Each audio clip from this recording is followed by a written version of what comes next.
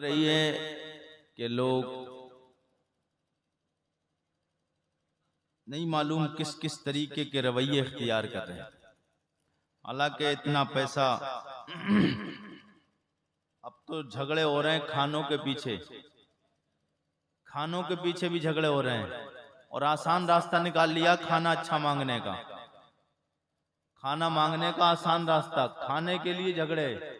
बोले हमें तो कोई जरूरी नहीं है, हमें तो कुछ भी खिला देते कोई बात नहीं है, मगर जो हमारे मेहमान आएंगे जरा उनकी इज्जत रख लियो।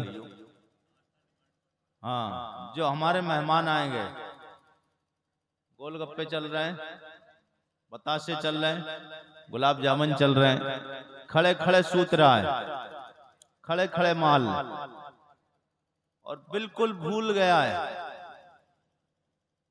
मरने को भूल गया है, गधा सा फूल गया है। गाड़ियों की डिमांड है, ये सोच बैठा है कि मेरे घर में तो कोई बेटी आना ही नहीं है। बेटी वाले से तो मांगते हैं, कोई बेटे वाले से कभी मांगता है? वो तो बादशाह है भाई, वो क्यों उससे कोई मांगेगा? अब वो मांगेगा, उससे अल्लाह ने औलाद दी है, बेटा दिया है। मगर वो ये भूल बैठा कि बेटा जो अल्लाह बेटा देना जानता है तो वो बेटी भी देना जानता है।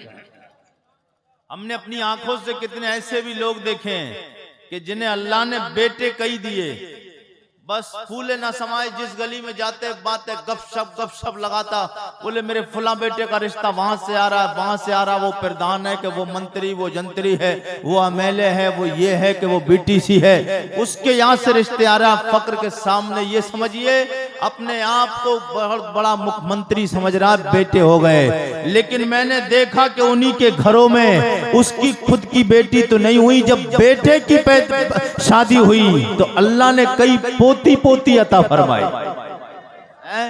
अब लाइन लगी है, अब लड़कों की, पहले तो कह रहा था 5 लड़के 6 लड़के हैं, जब तक 5-6 लड़के रहे सीना 36 इंच का चौड़ा करके घूमता रहा।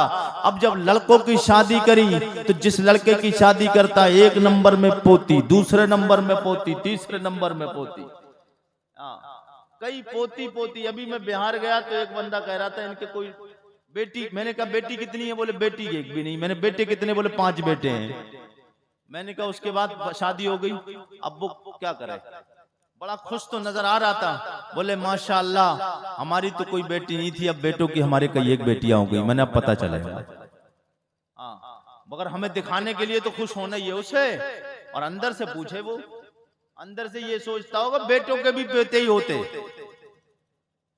गाड़ियों की गाड़ी लाइन लग जाती है, ये शोरूम खोलने के चक्कर में है कुछ लोग, तो कारों के शोरूम। अब मोटरसाइकिल से, बुलेट से तो चल नहीं रही है, मांगने का आसान तरीका निकाल लिया है।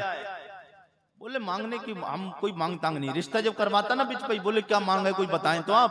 बोले मांग तो कुछ भी नहीं है, कुछ भी नहीं। कुछ करते करते करते करते आधा रिश्ता जब अधभर में पहुंच जाएगा, अब उसके बाद जब अधभर में रिश्ता पहुंच गया, अब सोचा ना इधर का है ना उधर का, अब तो करेगा इंतजाम, अब तो करेगा इंतजाम।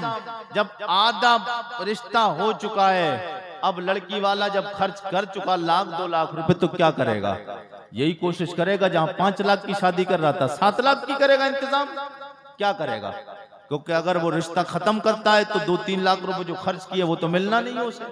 जो खाना ठुसवाया है बढ़िया से बढ़िया, एक से एक बढ़िया खाना, वो हमारे मेहमानों की इज्जत रख लेना, बस खाने के लिए मेहमानों की। अब इसके मेहमानों और ये जब खाने के लिए इसके घर, वही हिसाब हो गया। हमारे घर आओगे तो क्या लाओगे, हम तुम्हारे घर आएंगे तो क्या खिलाओगे। लौट फेर के खा लड़की वाले का ही रहा है। तो लड़की वाले जाते हैं, बोले अब जब वक्त हो गया ज्यादा, तो बोले अच्छा कुछ अब तो मांग बता दो। बोले मांग क्या है?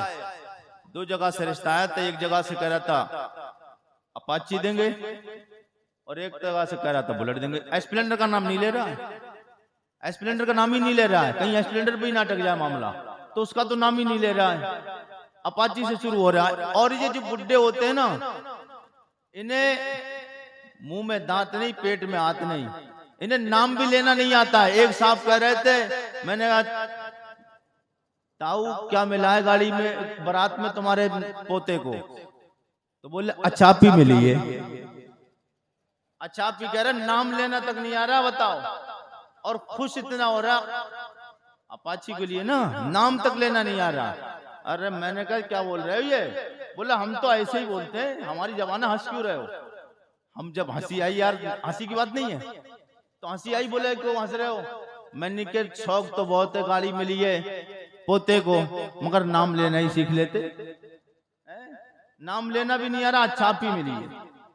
ये हालात है मेरे आका के गुलामों। कर बैठो कि लड़की के बाप के पास कितनी प्रॉपर्टी है, लड़की के बाप के पास में बैंक बैलेंस है कि नहीं, लड़की के बाप के पास में जमीन जायदाद है कि नहीं, लड़की के बाप के पास में कार है कि नहीं है, लड़की के बाप के पास में प्लाट है कि नहीं। मेरे आका सैयद कौनैन का कलमा पढ़ने वालों, ये देख के रिश्ते ना करो। लड़की का बाप कितना कमाता है, लड़की के भाई कितने, लड़की के बाप के पास में बैंक बैलेंस है कि नहीं है, बिल्डिंग सबसे ऊंची बाप के पास है कि नहीं, ये देख के रिश्ते करेगा। इसके लिए कोई जमानत नहीं ले सकता है। ये जो अल्लाह बिल्डिंग देने पे कादिर है, वो बिल्डिंगों से भिखारी भी बनते हमने अपनी आंखों से देखे। कितने जिम्मेदार आज दुनिया में ऐसे भी देखे आ जाते हैं। मेरे आका के गुलामों, जिनके पास 100 बीघा जमीन, आज 100 गज जमीन भी बकाया नहीं, जिनके पास कई करोड़ रुपया मौजूद था, आज 1 लाख भी पैसा मौजूद नहीं है, जिनके पास में 3-3, 4-5 गाड़ियां मौजूद थी, आज उनके पास में एक बाइक भी नजर नहीं आती है। ये तो दुनिया की माया है, दुनिया का पैसा आना और जाना है, ये आनी जानी है। मेरे आका के गुलामों, असल हकीकत क्या है? जब रिश्ता मांगने जाओ किसी भी लड़की का, उसके बाप से हाथ मांगो जाके, ये देख के रिश्ता करो।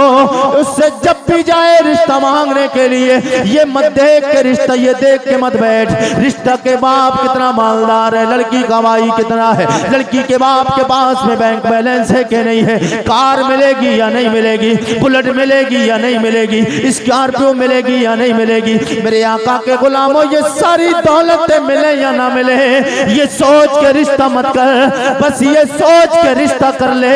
काश मुसलमान तू रिश्ता करने के लिए जाए, लड़की के बाप से जाके उसकी लड़की का हाथ मांगे अपने बेटे के लिए।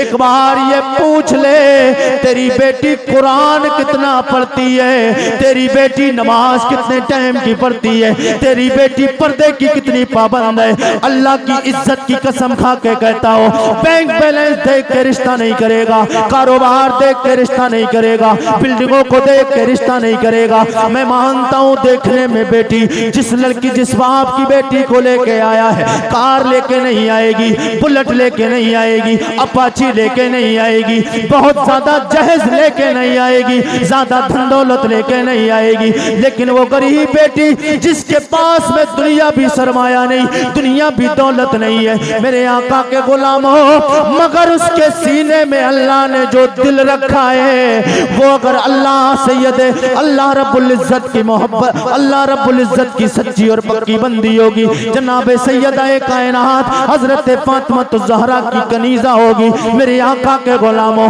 अल्लाह को राजी करने वाली होगी, मुस्तफ़ा को राजी करने वाली होगी, सैयदा कायनात खातून जन्नत फातिमा ज़हरा की बताई हुई बातों पे अमल करने वाली होगी। एक बार नमाज पढ़ेगी, 2 रकात नमाज के लिए, नफल इबादत के लिए अगर उसने नियत बांध ली, उस सर को सजदे में रखा, नमाज पढ़ने के बाद में हाथों को रब की बारगाह में दुआ के लिए उठाया और एक बार भी दुआ की, परवरदिगार मेरा शौहर मुझे ये देख के रिश्ता नहीं किया है, मेरे पास दौलत है कि नहीं है, परवरदिगार इसने तेरे महबूब सैयद कौनैन की बेटी फातिमा तो ज़हरा की कनीजा बन के मुझे जिंदगी गुजारते हुए देखा है, तुझसे मोहब्बत करने वाली मुझे बंदी देखा है, तेरे महबूब से मोहब्बत करके आए हो। ओ मेरे मौला, मुझे अपने नबी की मोहब्बत का सिला अता फरमा, सैयदा कायनात की कनीजाओं में परवरदिगार मुझे शामिल फरमा। मेरे आका के गुलाम हो, ये दुआ मांगेगी, एक बार दुआ मांगेगी, अभी आंख से आंसू कतरा जमीन पे नहीं आएगा, जो मांगेगी अल्लाह अता फरमाएगा, जो भी मांगेगी अल्लाह अता फरमाएगा। तो मेरे आका के गुलामों, रिश्ता मांगने जाओ, दौलत देख के रिश्ता मत करो, दौलत देख के रिश्ता करोगे तो याद रखना दौलत जा भी सकती है, और अगर गरीब की आपने गरीबी देख के, गुर्बत देख के ये सोच के रिश्ता किया, मुस्तफ़ा राजी हो जाए, अल्लाह राजी हो जाए, कसम खुदा की दुनिया भी सवर जाएगी, उकबा भी सवर जाएगा। अल्लाह हमें और आपको सबको हुजूर की मोहब्बत में जिंदा रहने की तौफीक अता फरमाए, हुजूर का गुलाम बनकर जिंदगी बसर करने की तौफीक अता फरमाए। अस्सलामु अलैकुम व रहमतुल्लाहि व बरकातुहू।